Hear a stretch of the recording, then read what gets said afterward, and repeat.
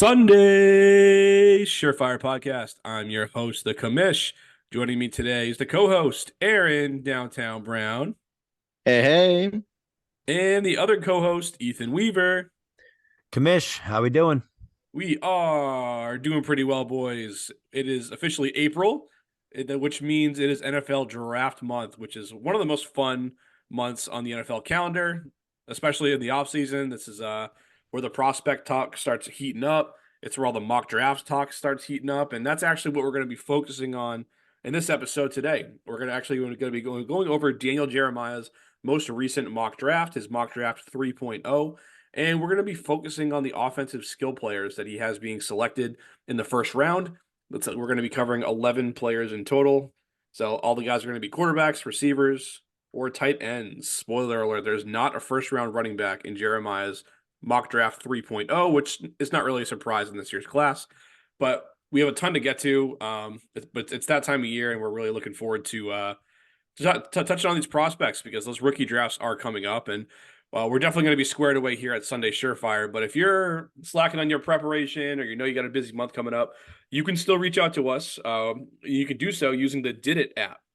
That's DIDIT. And essentially what that does, it gets you connected with experts like us. And you can essentially set up a FaceTime call where you're carving out some one-on-one time with an expert to talk about anything you want. We can talk about your dynasty roster, what your short and long-term goals are. We can help you with the draft here, what are draft picks you got. If you're not prepared on your own right to do so, but no problem, we got you covered on that.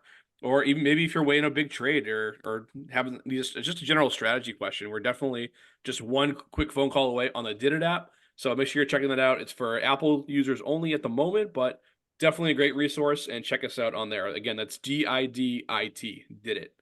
And we've been doing some big things here with this mock. I think it's going to be a good episode here where we touch on these players, and just keep in mind here that as we go, that this is not exactly how the draft will unfold, and none of these experts, as good as they are, none of them get it exactly right. So a lot of the commentary here is going to be centered around what happens in this exercise and then kind of the fallout of that. So we'll touch somewhat on the prospects themselves. Certainly, we'll definitely touch on some of the ripple effects of the teams that they're landing on. So some of the other guys on their rosters.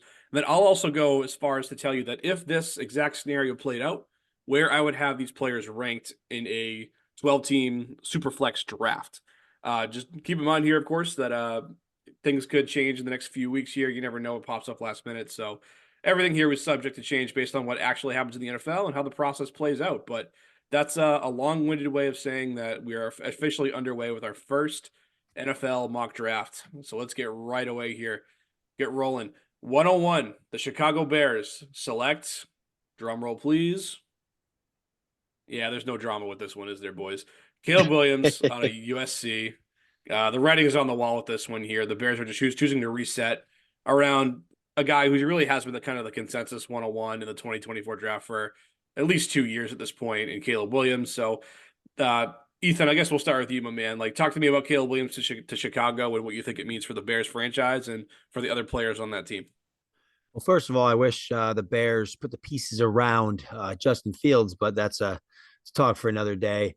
I think Caleb Williams is definitely going to be the 101. That's where my money would be. And it's pretty obvious, I believe, at this point. I think he's going to go to a really good situation with DJ Moore, Keenan Allen, a nice young tight end, Cole Kmet. They just brought in DeAndre Swift.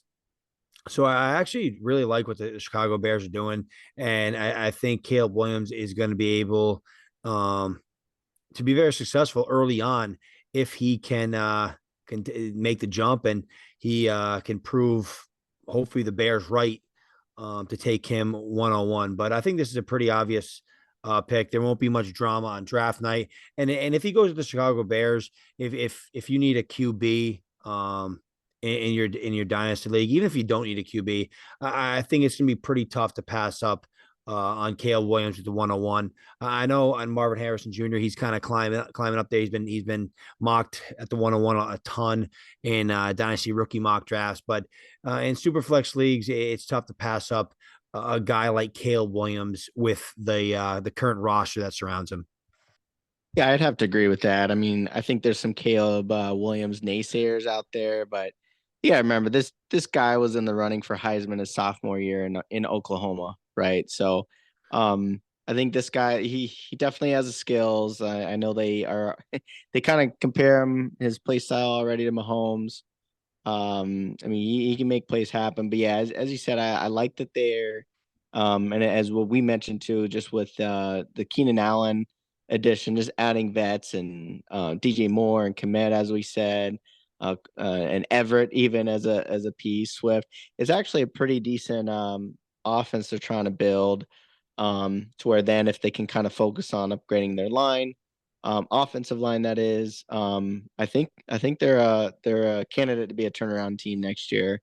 Because their defense actually woke up midseason too. So I know that's kind of the name of the game is if you can start winning, that translates to having successful fantasy seasons for a quarterback as well. So yeah, definitely I don't think anybody's thinking Williams does not go one off the board, and I'm liking this landing spot more and more than I initially did as well. What's interesting about it is that we really felt that Justin Fields, for the majority of his tenure there, like Ethan said, was not supported properly. And I totally agree with that, both from a coaching standpoint, from what he had to work with, as well as offensive talent around him. They had DJ Moore last year, which did help Fields, but then they doubled down and they grabbed Keenan Allen, and now they're drafting Caleb Williams. And who knows, maybe there might be another skill player drafted later in this mock exercise. We'll see how that pans out. But they're putting pieces around him to be successful. And I'll tell you what, guys, if this exercise comes to fruition and obviously Williams comes to the Bears to get him some more help on offense, I mean, I'd have a hard time, number one, not taking him with the first overall pick in a super flex draft, and also not having him outside my top 12 dynasty quarterbacks before he even plays a single snap. So I think everything else has really been covered. I guess what are your guys' thoughts on that? Having him as a QB1 before he plays it down in the NFL. I would have to agree with that. I mean, with his pedigree, the 101, his dual threat ability, and that supporting cast, especially when we reveal the players the Bears select next. I don't know how you can't put him up there with his with his skill set, and I mean with the supporting cast he's going to have, which would have to be top five in the NFL supporting cast. I don't see how he's easily not a top 12 dynasty quarterback right off the rip. And then the ball's in his hands. Can he, like I said, can he make the step? Can he make the jump in the NFL? But with his skill set and I mean the situation, I think it'd be crazy not to have him in the top 12.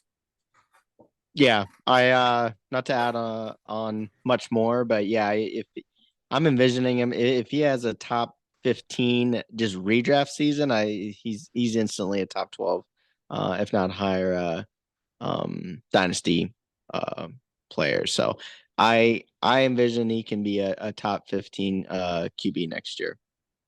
Yeah, definitely. And I think everything is in place for him to be successful, especially if they can continue to upgrade that offensive line. He has the tools and the pieces around him to be a good NFL quarterback, and that's definitely helpful for fantasy managers, particularly in superflex formats. And speaking of superflex, we're going to continue with the quarterback theme here with our second pick in the draft. The Washington Commanders are up, and they go with Drake May out of the University of North Carolina. Aaron, what are your thoughts on May, the former Tar Heel, landing in the nation's capital? I like this spot for May. I think when I first read it, and even in our group chat too, we were thinking, maybe Jaden Daniels would go second, and then May would potentially wind up with New England. But I kind of like May's landing spot with Washington. They have a little bit more talent at wide receiver than New England does. So he can kind of showcase his arm a little bit more. Although they did lose Bieniemy, but no, I actually wanted to kind of zone in closer to the Commanders. Patriots going that 2-3. I know we'll get into it more with some more of this QB carousel here, but I actually do like May in this position where I think matching him up with McLaren and Dotson. Um, I guess I can envision that. So I'm with it. I dig it with May landing in Washington. Once again, I think he's set up for to be the long-term starter there, picking at pick 2. Yeah, I like Drake May a lot. He's been him and Caleb Williams have been the consensus 1-2 over the for the past few years, anyways, in terms of college QB prospects. I actually think the Commanders are going to go Jaden Daniels here, but I actually like the Drake May selection if this is the case. I just think Drake May has the prototypical size, has all the tools. He can move as well. So I don't think you can really go wrong if you're the Commanders with Drake May. I think like I said, he's the prototypical size and has everything you're looking for. So I've been seeing a lot of Jaden Daniels mocked to Washington, and I've also seen in a lot of places how it's basically a lock that Jaden Daniels is going to Washington. So I was actually surprised to see Daniel Jeremiah mock Drake May to the Commanders. Well, it's mock season, and that's what you do. You put different things out there, and you kind of see how the exercise pans out. And no one knows how it's going to go for sure. But if there's one thing we know about May, he has been like Ethan said, one of the top guys on the board for this class for a couple seasons. And obviously he has somewhat of a dual threat, the run pass skill set, brings prototypical size to the position, so he just checks a lot of boxes, which I don't think it's nuts to mock him here at 102. I'll say about the Washington landing spot, I don't necessarily love this spot. There's only one spot for a quarterback I hate less than this, or I should say I hate more than this, and we'll get to that in a minute. But it's I don't love the spot here. I just don't think they really have the infrastructure to develop a great quarterback in Washington, especially with new ownership there. The expectations are going to be higher than they should be right away, even for a team that's in a kind of a rebuild mode here. So I'm going to say here with in a super flex league, if he does end up at Washington with the number 2 pick in the draft, as good as the capital is, I'm probably going to have him as my 104 in this landing spot here. What are your guys' thoughts on that? 104. Yeah, no, I can see that. I think especially how many people have been burned by taking quarterbacks early in superflex mock drafts as of late. I think you can easily see Caleb Williams go 101 and then followed by Marvin Harrison Jr., Malik Neighbors. I mean, honestly, like with obviously Drake May going to the Commanders, which is kind of a blah spot, and then obviously the Patriots at 3. And we'll get to that in a second with the quarterback they take. I could easily see 3 receivers after Caleb Williams. I mean, it's I think people are just tired of getting burned. I mean, I was burned completely by Trey Lance. I could have Jamar Chase in on my team. Instead, I have the backup quarterback from the Cowboys. So I definitely can see people just being like, you know what, screw it. Commanders don't like the landing spot. I think Drake May going there. It's 50-50 whether he hits or not. Let me go receiver. So yeah, I think the 104 is a realistic landing spot in a rookie draft for Drake May. Yeah, I don't think that's reach. I think at that point, we'll definitely get into it, talking this very next guy too, where I think 4 or 5 is going to get interchangeable if it's the way that Mr. Jeremiah's mock draft pans out. But I think as we start comparing May and Daniels to each other, I think it ends up becoming more of a preference pick, right? And I can almost see May falling back as we talk about this next prospect. Well, then let's do that. Let's talk about this next prospect, and I'm going to start with this one. Since my hometown New England Patriots selecting at the 103, they grabbed Jaden Daniels in this exercise. So Ethan and our team finally makes an offseason splash after being pretty quiet on the free agent front, unfortunately.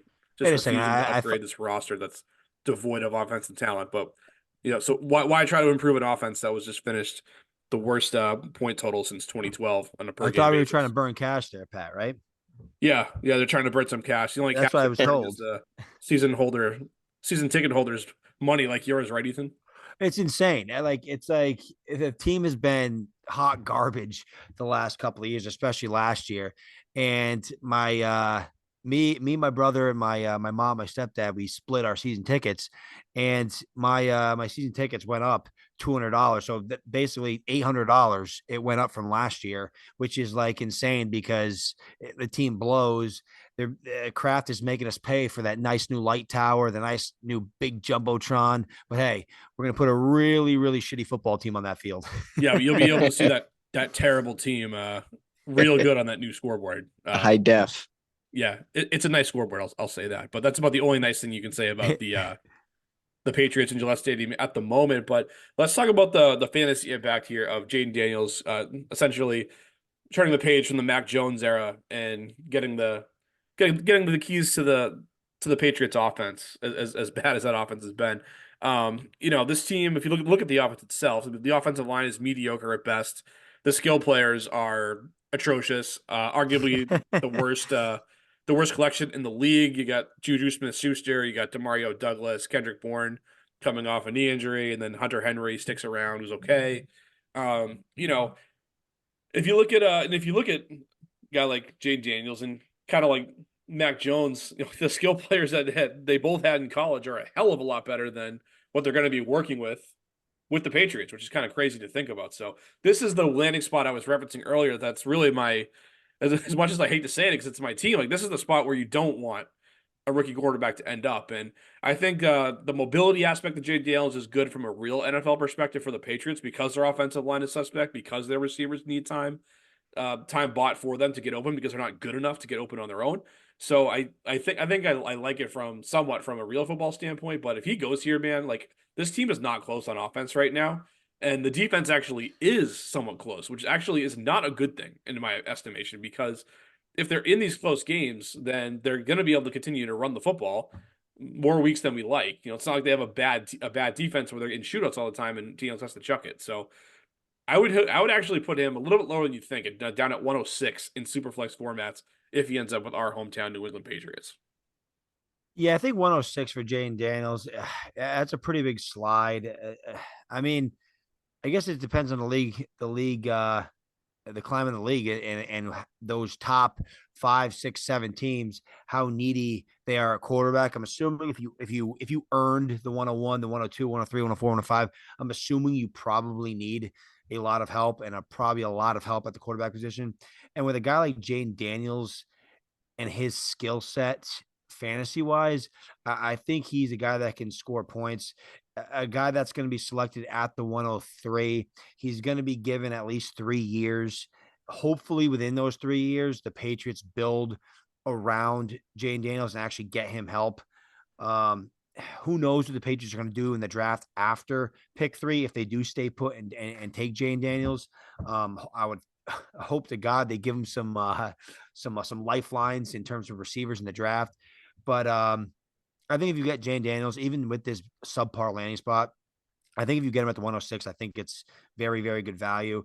But I just like I said, kind of with the last pick, it's not like I can't see it. You have those 3 stud receivers. You have Brock Bowers. I mean, Drake May, and then maybe a couple other guys that we're gonna mention pretty soon. But obviously New England has a stink to them. And it doesn't look like they're spending much cash right now to help out their future franchise quarterback.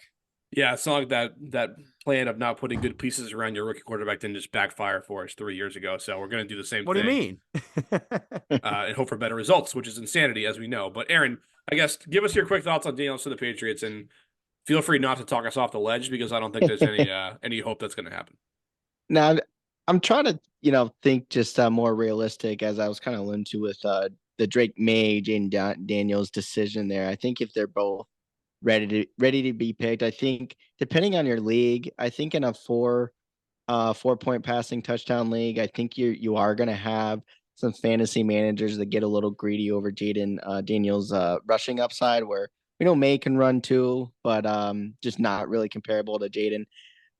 To where I think those are the occasions where those fantasy managers might take the reach over Daniels over May, but definitely over a 6-point. I think you take May and comparing these two landing spots, as you alluded to, where May be able to lead a little bit more high scoring offense than Daniels with the Patriots. But like I said, I think if it's just depending on your league, 4-point, I think you're going to get a few fantasy owners out there that are going to reach Daniels over May, as we saw last year with A-Rich over like Stroud or somebody like that too. There's always going to be some of those managers out there that will take that leap of faith, in my opinion. Yeah, for sure. And I think it's a good point with the rushing upside. If you play in a 4 point per passing touchdown league, where the runners are a little bit more valuable with the point gap not being evened out somewhat with the passing numbers. So that's a good point, Aaron.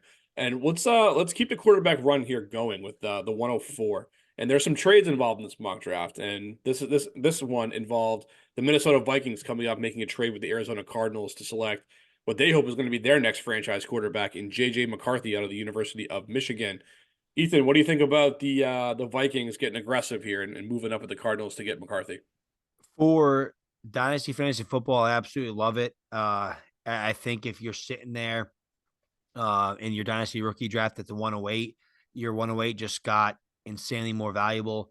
I mean, it's already been getting more valuable considering the JJ McCarthy hype. But if it gets to the point where the Vikings move up to pick 4 to select JJ McCarthy, I mean, there's a locked in top 8.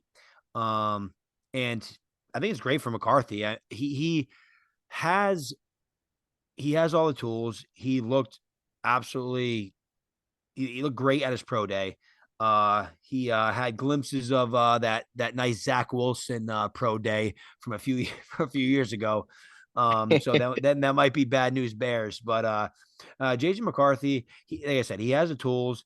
If you just look at his first half numbers throughout the season, he threw the rock at just as high of a clip as any of the other quarterbacks we talked about. It's just a lot of times in the second half, they went into ground and pound because Michigan was just dominant. So I do think McCarthy has it.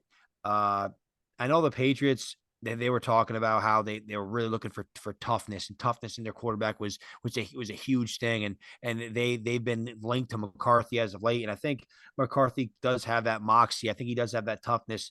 He just won a championship with the Michigan Wolverines. So I think McCarthy is looking pretty good. He is this year's draft riser, and I would love if he gets drafted at 4 because, like I said, it is just it makes your 108 that much more valuable. So, and not for nothing, he has Jordan Addison, T.J. Hawkinson, and Justin Jefferson to throw the ball to. So, I mean, what a landing spot. So, I think it's wheels up for J.J. McCarthy.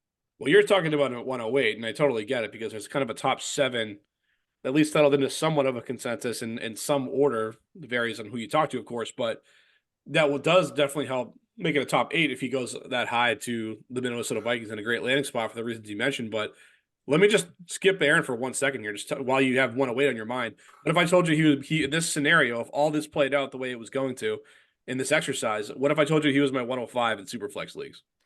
No, I would agree with you. When I said when I said 108, just those locked in 8 picks, right? Not necessarily saying that JJ McCarthy should be the 108. I think if he goes number 4 to the Vikings, I agree with you. I think he moves well past the 108, and I could easily see him at the 105. So no, I'm in lockstep with you. I just think in generality that top 8 players, it just what a awesome 2024 class the first round is looking to be. So it's exciting.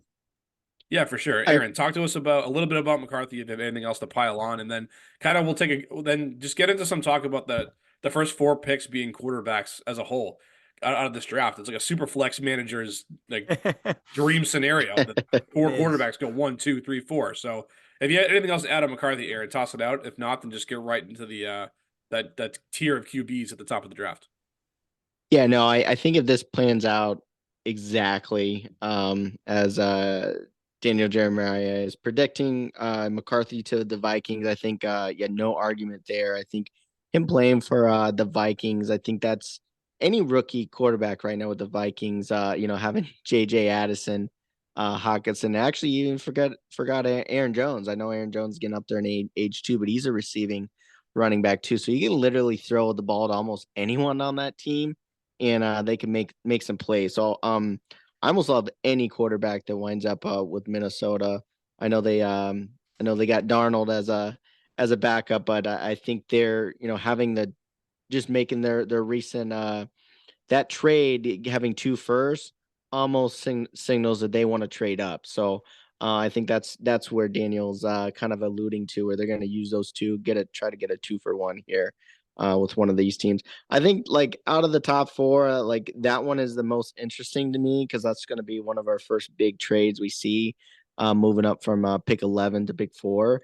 But it is a good combo because that's also saying that you're passing up on on the best skill position player in the draft too, with Marvin Harrison too, where um it would take the Cardinals trading down and passing up on a position need, right? Where Cardinals they're losing Hollywood Brown and they've already lost Hopkins and they really need supplement Kyler Murray with a piece, right? So that's the only flaw I see in this, to where I do think the Vikings may make a move where, but maybe if it's like pick 5 or 6, that's where I start seeing this getting a little shaky. Because if I'm a Cardinals fan, I want Marvin Harrison here. But yeah, as you guys said, top 4 picks being all quarterbacks. I think we're all mouths are drilling because that's not even, there's even more rookie quarterback potential starting next year. When I know we'll have another name that we'll bring up with Michael Penix Jr. as well too. So a lot of talent this year, and I think as you said, top 4 picks being quarterbacks, it's going to get interesting, especially if there's some trades there too. But that's just my 2 cents there. Yeah, to your point about the Cardinals, I think if they can get, and that they're if there's a quarterback on the board, which there's going to be in this case because JJ McCarthy's flying up boards, but if somebody does like JJ McCarthy, like the Vikings, and you can get a haul for that pick, if I'm the Arizona Cardinals, you need to trade back. I don't love trading all the way back to 11 and missing out on the big 3 receivers. Not to give any spoilers, but the big 3 receivers. That kind of hurts. But if you think you can trade back and still get a Malik Neighbors, still get a Rome Dunze, I think with the Cardinals roster the way it is, I do think that's the smart football decision to trade back, accumulate those first round picks, because you're not drafting a quarterback. So take advantage of the teams that need a quarterback. You don't move back, deep receiver class, take the assets and move on. Yeah, there's definitely no shortage of needs on that Arizona Cardinals roster, and it's just hard because as much as I mean Harrison's been linked there and all that, it would be great to have him here throwing the ball to Kyler Murray with Trey McBride alongside. That would be awesome, but that wasn't meant to be in this exercise, and for 2 reasons. One, obviously the Cardinals traded out of that pick, knowing there's no way that he'd be getting back to them when they were on the clock next, and also the New York Jets moved into the 105 slot in this exercise. That was the second trade we had in this mock, and they actually ended up taking Harrison at the 105, which reading this, that was the big shock to me of the draft, was the Jets coming home with MHJ in round 1. And I think it will be an exciting move for Jets fans if this happen. Like, obviously, from a real football standpoint, you got Harrison on one side, Garrett Wilson on the other. Aaron Rodgers, even though he's getting long in the tooth, it's still definitely definitely a significant upgrade over what we've had out of Zach Wilson the last few years in the Jets. So I think it'd be great from that standpoint. But from an overall production, upside ceiling, I wouldn't necessarily love this for Marvin Harrison Jr. just because we know that Wilson's going to get his pound of flesh. He's going to command his targets. And the Green Bay offense, the last time we saw Hackett and Rodgers work together in Green Bay, it ran incredibly slow. And Adams was really the only wide receiver that was viable for in most weeks and all the way back in, I believe that was 2021. But here, get that same slow offense here with 2 good wide receivers splitting the carries, and with a team with a good defense is going to keep them in positive game scripts. I don't really love it. And if you're playing Dynasty, you're always worried about the long term. Rodgers turns 41 at the end of this upcoming season. So that's before you talk about the torn Achilles, too. So the end's near for Rodgers. And, the Jets aren't exactly world class when it comes to finding franchise quarterbacks. So despite this being a great, fun landing spot for the Jets fans out there, I can actually see it not being great for dynasty for fantasy in general. But I just can't get away from the talent here of MHJ, and I can't drop him any lower than 102 in my Superflex rankings, guys. Yeah, I agree with you here. Where Marvin Harrison to the Jets. This one really surprised me when I saw that. I don't I don't see it happening, but it would be quite interesting, right? I'd much rather Harrison go to the team that would have traded back on this one with the Chargers, especially after losing Mike Williams and Keenan Allen. So I'd much rather this trade not happen and just see the Chargers take Marvin Harrison here.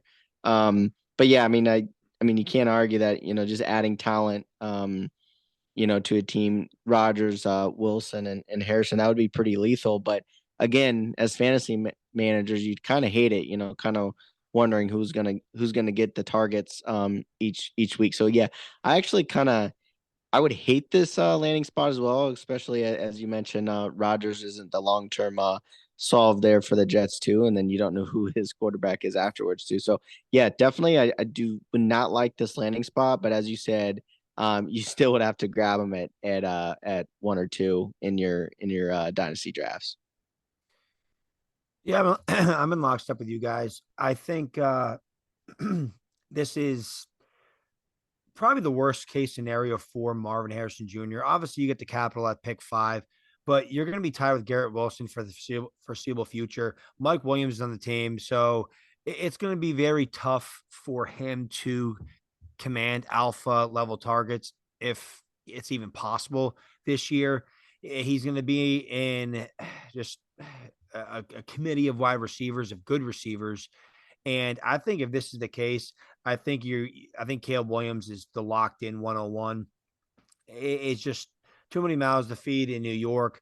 The future is now with them, as the commission alluded to. Aaron Rodgers is obviously up there in age, injuries piling up. So who knows how big their window is? It's probably this year, maybe next year at the very most. So this is just a not very ideal landing spot for Marvin Harrison Jr. But I did bring up Caleb Williams before we went too far down the road from the quarterbacks. I did want to put our money where our mouth was a little bit with Caleb Williams. I just mentioned Caleb Williams is probably going to be the 1-on-1 if this is the case. But Kamish, I wanted to ask you. You said he would be a top 12 quarterback for you, right? Yep. So hey, I'll give you some names. You tell me Caleb Williams or this quarterback. Brock Purdy, Caleb Williams. Tua Tagovailoa, Caleb Williams. Dak Prescott. Caleb Williams. Yeah, those are all pretty easy. Jordan Love. It's a little Caleb dicey. Okay. Kyler Murray, Caleb Williams. Trevor Lawrence, Caleb Williams. Anthony Richardson. Here's where the rubber meets the road because I Yeah. freaking love Richardson's upside in fantasy. What we saw in the limited sample size of him last year, in the 2 full games he played healthy, he was a top 4 quarterback in both of them. And that's the type of Konami code upside that's league altering for several years. But that said, I do like Caleb Williams a little better, so I'd probably take him, but it's ever so Ooh. slightly, and that's where the fall ends. Yeah, Over because QB8. yeah, because you're not taking him over CJ Stroud. So yeah, that kind of made my point where it's like, okay, hey, if you think Caleb Williams is QB8, how do you not take him 101 in this year's draft? So like Marvin Harrison, if he went to the Chargers, then hey, maybe you have a little different story because now hey, well, hey, he does have to compete with Quentin Johnston, but Oh, there you go. Oh, no. Wide receiver battle there. big camp battle. But no, so yeah, this would be kind of a tough blow to Marvin Harrison, and it would kind of suck for everybody involved. I mean, it would stink for Garrett Wilson. I mean, it just not ideal. So those are my 2 thoughts on Marvin Harrison. Yeah, you're not going to go broke taking Marvin Harrison Jr. Anywhere in the draft, really. He's just that safe of a wide receiver prospect. And if you get him on your team at any spot in the draft, no one's going to really fault you for it for sure. But let's stick in the Big Apple in New York City. We'll go to the Giants, who, as we know, share the same building with the Jets. They grab a wide receiver here as well. They go with Malik Neighbors. So, Aaron, what do you think about Neighbors taking up residence in New York? I love it. As far as the landing spot goes, they need an alpha over there in New York. They tried the wide receiver by committee approach last year. Didn't really pan out for him too well. Kind of had just a dumpster fire season on offense, just in general, right? So I just love Neighbors. I think everything I'm seeing is linking them to the Giants too, in multiple mocks too. So I like it. Whether whoever plays quarterback in the future, I think it's just a nice spot for him playing the Big Apple over there too. So yeah, I like Neighbors. Definitely has star written all over him. I know Kamish likes his dance moves in the end zone as Loves his well. dance So, moves. Oh, don't get me so he started fits, on those end zone moves, baby. so he fits the part there as that NFL wide receiver. But yeah, no, I like it. I think um even regarding who plays quarterback in the next 5 years, if it's Daniel Jones makes a nice comeback season, I think giving him a nice alpha wide receiver is a nice starter as we mentioned before. So I definitely like Neighbors. I don't think you can go wrong with any wide receiver being an alpha in year one. Yeah, if this comes to fruition, I can definitely see a decent amount of mock drafts, or I should say actual rookie drafts, um taking Malik Neighbors over Marvin Harrison Jr. because it's like Neighbors isn't that far off of Harrison Jr. I mean, any other draft class, Neighbors is the bona fide alpha in the class. It just so happens to be that we have three studs and a lot of really good receivers after that. So Malik Neighbors in New York, clear alpha, and is gonna be the clear alpha for some time. So that's a definitely a boost to his stock. Hopefully Daniel Jones can figure it out. If Daniel Jones is even the guy going forward, there's been rumors of the Giants potentially taking quarterback in this draft. I've always been a Daniel Jones fan. I know he didn't have a very good year last year, but he was hurt obviously most of the year. And we'll see if he can bounce back. But I think if Daniel Jones can come back and he is healthy, I think he's going to lock in Malik Neighbors. And I don't know how he doesn't get 130 plus targets. Yeah, definitely. I mean, he's gonna push for a WR1 season as a rookie, just based on what isn't around him. I mean, I know Daniel Jones isn't the sexiest quarterback out there, and he's very much playing for his NFL future this season. After I think this is gonna be his sixth year in New York, believe it or not, coming up.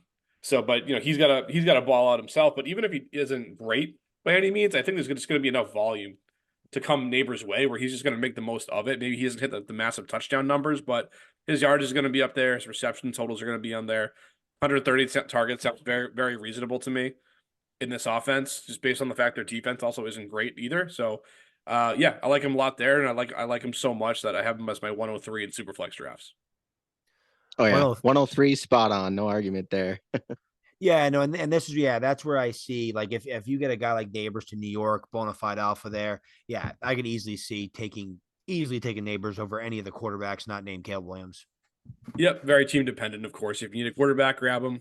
If you're even remotely all set at quarterback, I don't think you'd regret grabbing Neighbors with the third pick in your rookie draft.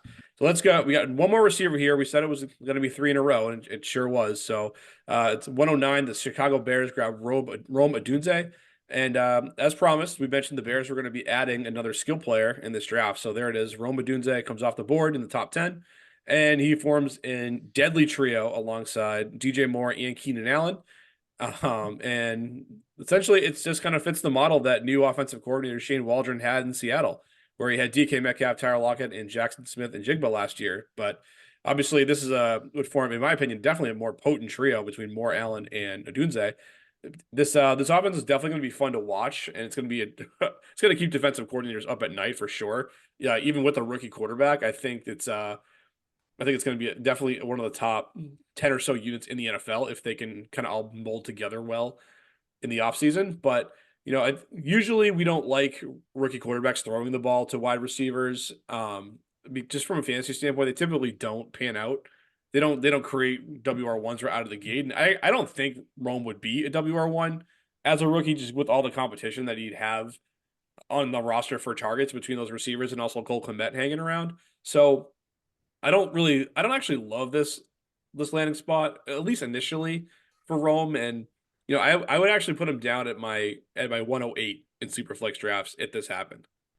Yeah, definitely not an ideal landing spot for Rome Odunze. Obviously, pick 9, top 10 capital is awesome for him, but to be in the same wide receiver room as DJ Moore and Keenan Allen is just nukes his value in his rookie year. I alluded to the Bears taking another receiver for Caleb Williams earlier, and Rome Odunze is that receiver, and I just think this makes the 1-on-1 even that more of a lock with with Caleb Williams, that is. And what an insane offense to or an insane amount of weapons to have at your disposal in your rookie year for Caleb Williams. But yeah, this would definitely nuke Rome Odunze's stock initially. Obviously, Keenan Allen, he's not going to be around forever, but Rome Odunze's stock definitely isn't rising as a rookie unless he just goes in there and just just takes over and can be the locked in wide receiver, at least 2 there, which I don't really see happening. Keenan Allen's been too good. He's a savvy veteran. DJ Moore was awesome last year. So definitely wheels down for Rome Odunze. And just kind of a crazy just seeing these top 3 receivers and where they went with obviously Harrison Jr. and the Jets, Odunze with the Bears. Like right now, they're the wide receiver 3s in their team, and then you have Malik Neighbor sitting there as the wide receiver 1. So it's it would definitely be interesting in rookie drafts if this played out. Yeah, no argument there. 100% agree with you guys. Not the best landing spot. I would love it as a Bears fan. I would love it if I drafted Caleb Williams, right? Because his Caleb Williams stock keeps rising if this pans out. But yeah, it's almost like on those like if you're a JSN truther, right? You're waiting for like year 2 or year 3 for Rome to kind of take over maybe after Keenan leaves or something like that. But we usually don't like that much of a wait and see approach for that top of a wideout at that high of a draft capital. So love it for football, but as you guys said, I would hate it for fantasy as well.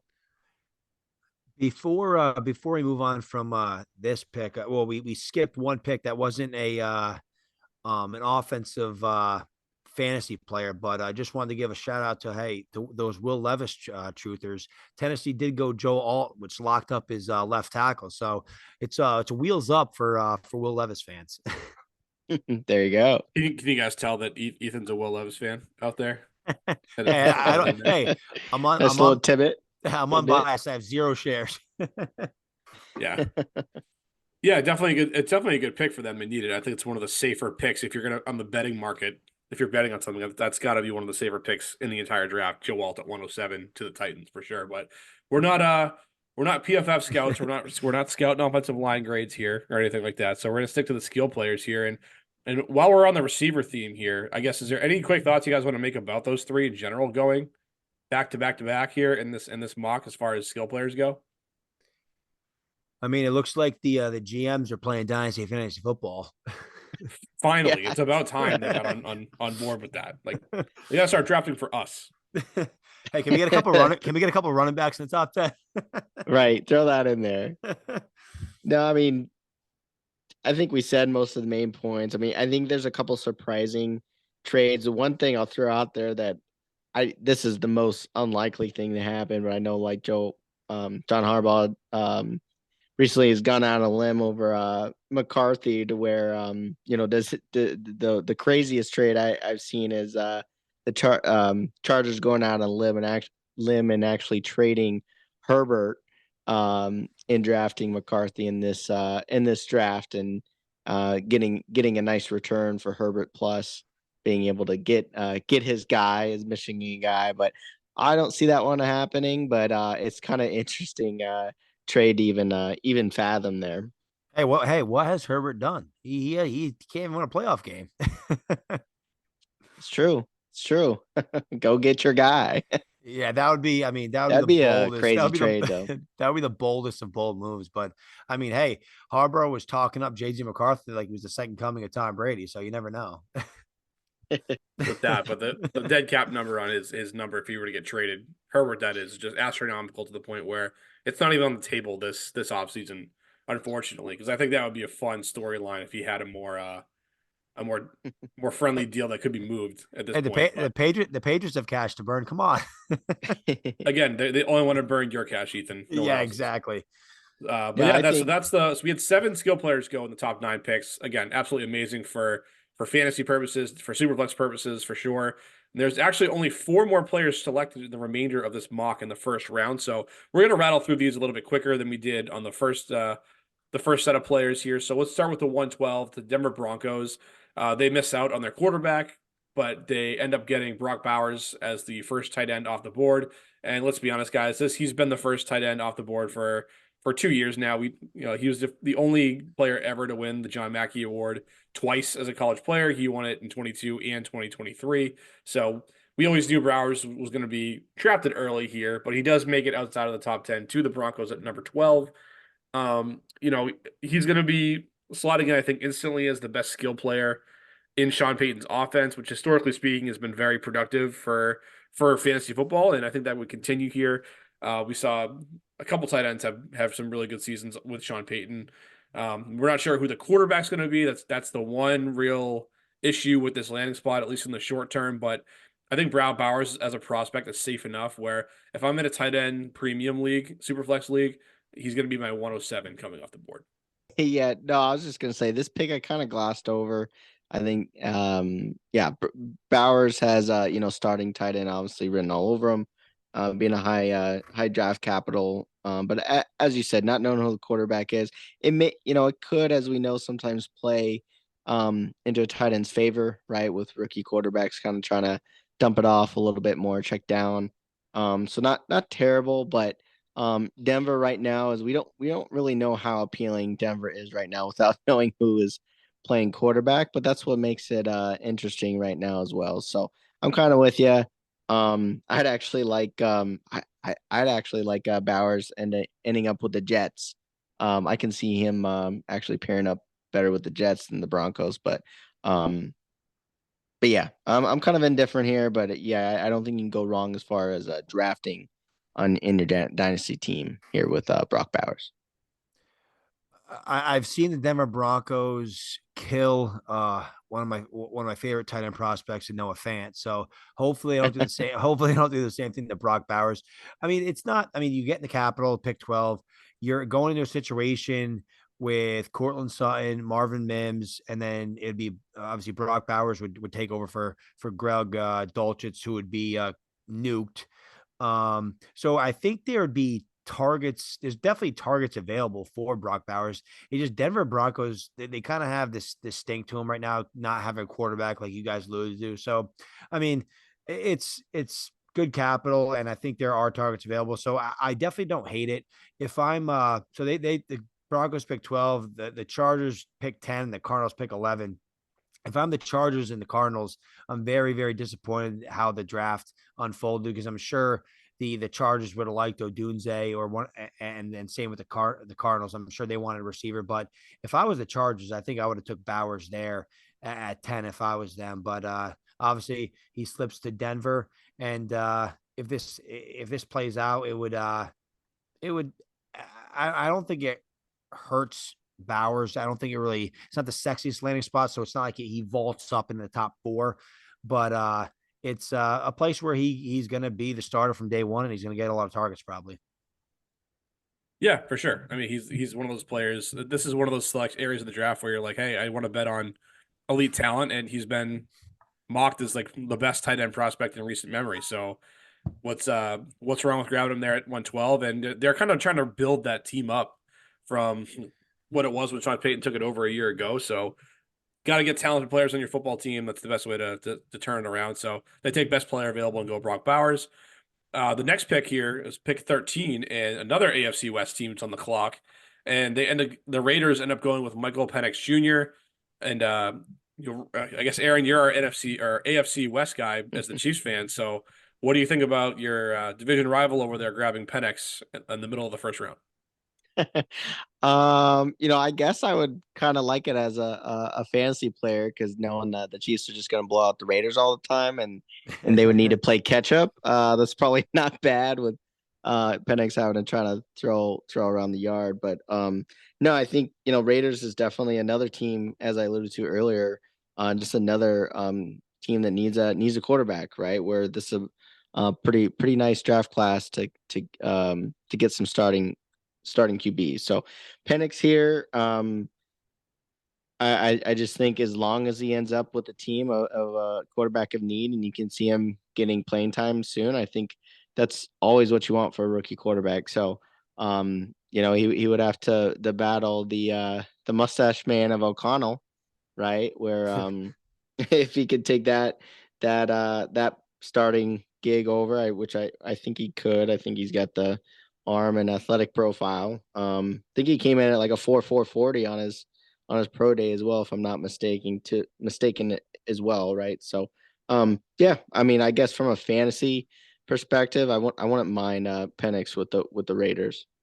Yeah, Penix, he's a guy that before that national championship game, he was being, I feel like, mocked in the first round, consistently top 15.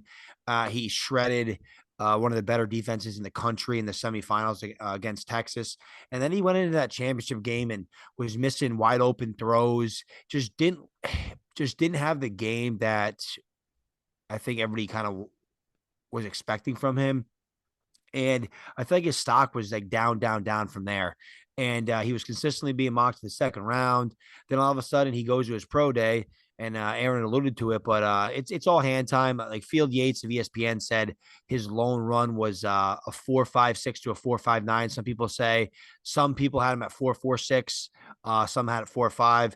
Penix himself said I'm a 4.4 guy, and he basically said he just wanted to show people that he can move. But I was actually very impressed in his athletic measurables for a guy that's like been basically been projected as a statue at the next level, a guy that doesn't run much. He's pretty athletic. If those hand times were relatively accurate, if he's a 4.4, mid 4.4s, 4.5 guy, and he had a 36.5-inch vertical and a 10-foot 5-inch broad jump. So that's pretty explosive for a quarterback. We all know Penix has a rocket arm. So if he gets picked up in the top 15, pick 13 right here, I mean, he's got to be a first round rookie pick, in my opinion, because he's going to get minimum 2 years at the very least. But yeah, I was pretty surprised to see Penix jump up to 13 in Daniel Jeremiah's mock. Yeah, and I'll you guys could have hit on really everything I had to add about Penix, but I guess what I'll say is where I have him ranked here, he would be my 110 in Superflex formats if he gets this type of draft capital. I just can't keep him out of the top 10, just the opportunity that being the 13th overall pick in the draft buys you. So, yeah, I mean, he would get every opportunity to succeed, and I can't, as much as I'm kind of out on Penix as a prospect and as a player, that I can't really put him outside the top 10 in good conscience, at least without knowing what happens in round two. Wait, didn't the Raiders grab Minshew? Yes, they did.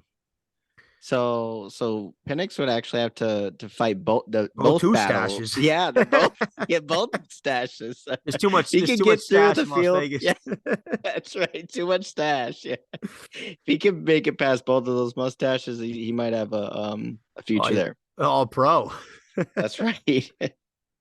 Yeah, I think Minshew is a guy who would probably start the season as a starter, and Penix would likely mix in middle of the year, maybe later in the year. It never hurts a guy really to sit for 1 year right out of the gate, especially a guy like Penix who's played a ton in college. It's not a Trey Lance situation where the guy basically didn't play real college football for more than a year. So I like to throw digs at Trey Lance out there in front of Ethan whenever I can. Hurts. Sorry, bud. But yeah, so that's what we got on Penix. We'll keep it rolling here, and another big gap here between picks. We're going all the way to the 23rd pick in the first round. The Arizona Cardinals grab Brian Thomas, the big body target out of LSU, ends up with the Cardinals. Cardinals fans are hoping to grab Marvin Harrison Jr. Maybe some of them want Malik Neighbors in the top 5, but they end up getting Neighbors' teammate here in Brian Thomas. So I know Ethan's more of a Brian Thomas guy than maybe Aaron and I are. So why don't you start talking about Brian Thomas in this landing spot? I mean, Brian Thomas, he has your prototypical size. He has the wheels to take the top off the defense.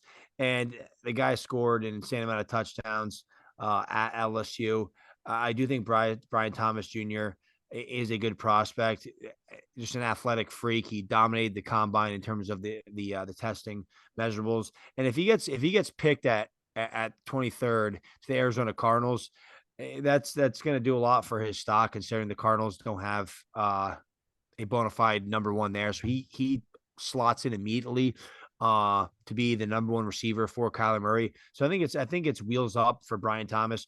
Whether you like him as a prospect or not, he's going to get opportunity.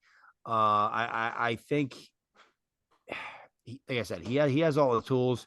I mean, these later first round guys, you don't know if he's going to be Justin Jefferson or Quentin Johnson, Jalen Rager. I mean, there's just so many. Obviously, there's so much room for error with these picks, and you just got to trust your process. And obviously, one of the pieces to that process is draft capital and landing spot. And for Brian Thomas Jr., that would be check. It would be check.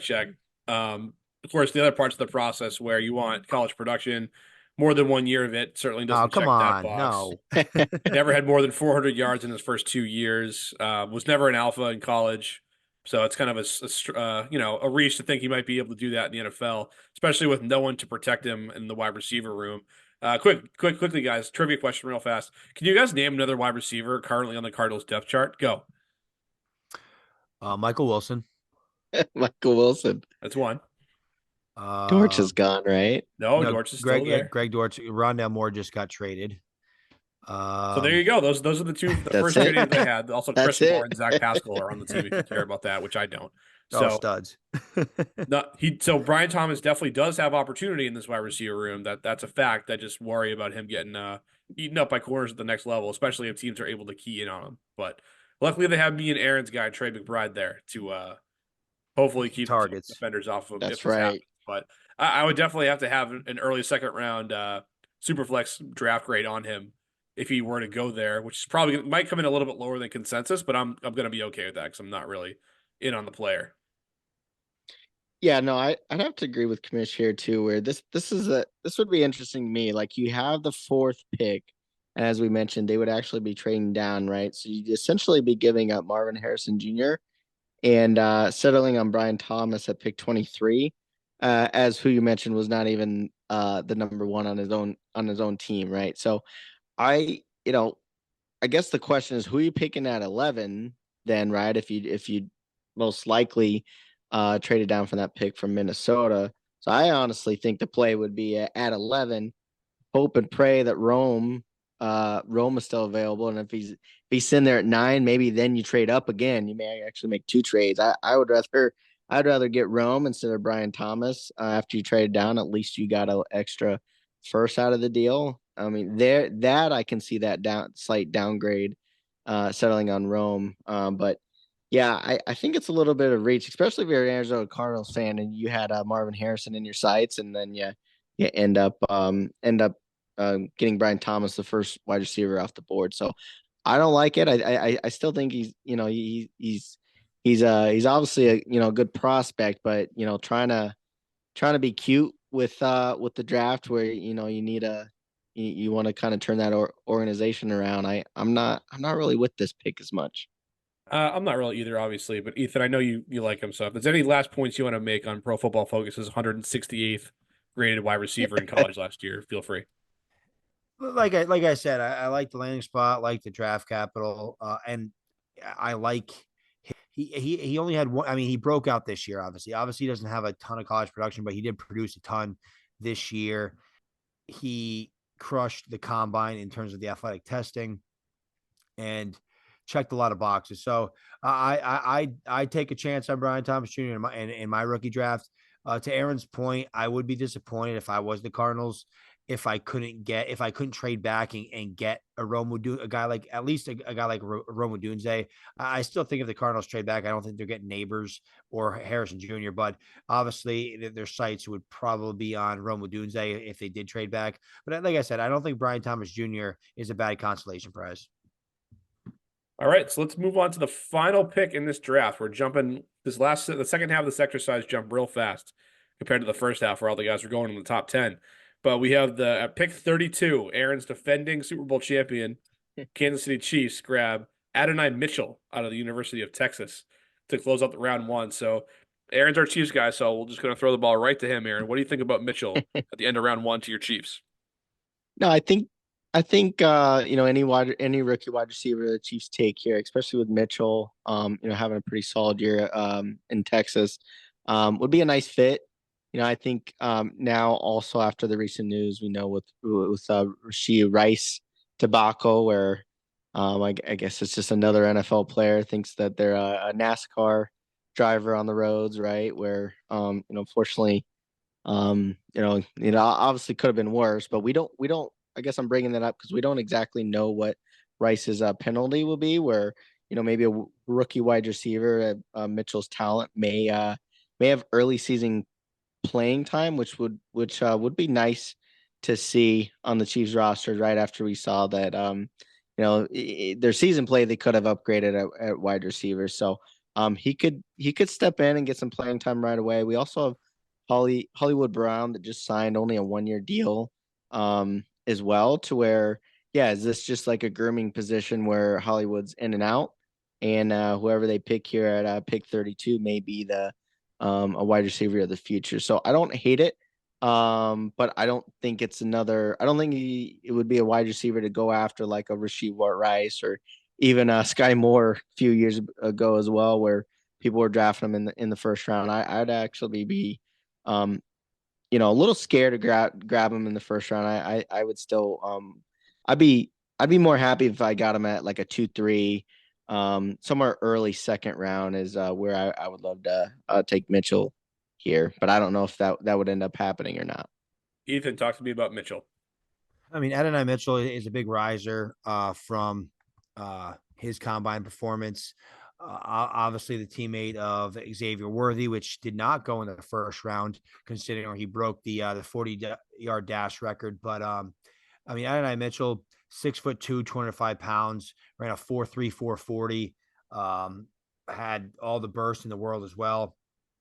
And to see him get into the first round to the Kansas City Chiefs, that's definitely going to increase his stock. Obviously, Hollywood Brown's there. You have Rashee Rice there. Hopefully, he's not suspended too long. But then Adonai Mitchell, I mean, that would be, I mean, for a football move, that would be, I think, a very good selection for the Kansas City Chiefs. And I think they'd make them, I mean, their offense would definitely be better than it was last year, replacing MVS with Hollywood and then Adonai Mitchell instead of Aaron's boy Justin Watson. My apologies.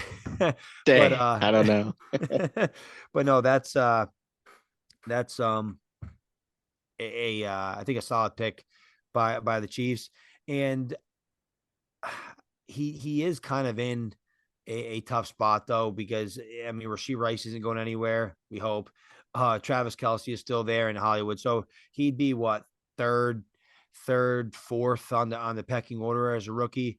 But obviously being tied with Patrick Mahomes, first round wide receiver, I definitely think he would that would vault him probably into the first round of a lot of rookie drafts, and if not the first round, the 201, 202. Yeah, I pretty much agree with everything that's been said so far. He's a guy. I think they're probably going to put him on ice pretty much for the first year. We saw them make Rashee Rice earn it last year. We've seen them kind of be content to mix in a bunch of what we would say jaggy wide receivers into their offense. In the past, whether it be guys like Sky Moore, Justin Watson, etc., MVS, when he was there. So I think he kind of gets that. But in the long run, I think it's a good spot for him with Kelce being 35 in October. So the opportunity will be there down the road.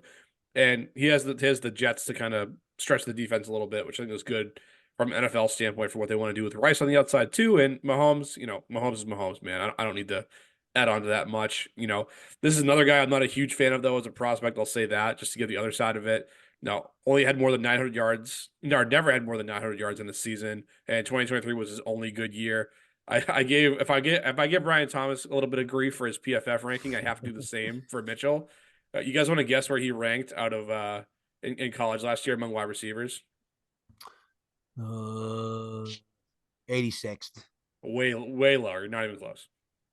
190. 232. That's good. Yeah, that's what you want to see out of your first round wide receiver, Aaron. Aaron, you feel good about it now? Love it. Love it. Okay. Yeah. Well, the good thing here is that no part of the process is the entire process. The combine matters somewhat. The your draft capital matters. you know, what you did in college matters, that production matters, where these other analytics sites have you matters. It's all part of the process that we all use to get our guys here. But you know, as far as him getting drafted, I have him kind of right on that cusp that you guys were talking about, that 112 to early second round range for him. Just can't ignore the draft capital and the landing spot, at least in the long run. So, any last thoughts on Mitchell here on that kind of cut line of the first and second round in Superflex drafts this year? No, I think that's an appropriate spot considering the capital and the landing spot. I mean, if Aaron was in every draft, maybe he's mid first round pick.